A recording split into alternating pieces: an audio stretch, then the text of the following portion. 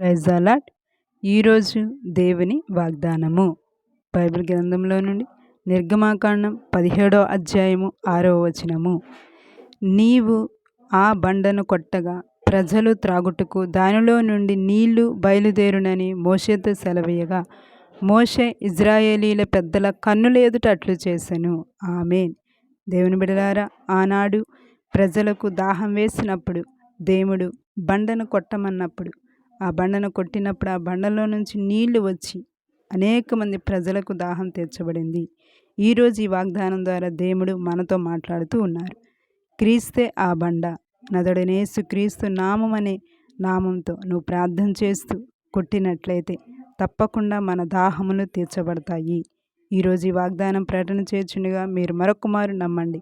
అవును, నదుడనేసుక్రీస్తు నామంతో నేను అడుగుతున్నాను కాబట్టి దేవుడు తప్పకుండా నా అవసరత అనే దాహం ఏదైతే ఉందో అది తప్పకుండా దేవుడు తీరుస్తాడు అని నమ్మండి. ఈరోజే మీ దాహములను దేవుడు తీర్చునుగాక. అవి దేవునికి మహిమకరమే అయ్యున్నట్లయితే కనుక తప్పకుండా ఆత్మ సంబంధమైన దాహమును, భౌతిక సంబంధమైన దాహమును దేవుడు మీ యందు తీర్చునుగాక. ఈ నెలే ఆ దాహమును దేవుడు, దానికి సంబంధించిన అవసరతను దేవుడు సహాయం చేయనుగాక. ఆమేన్.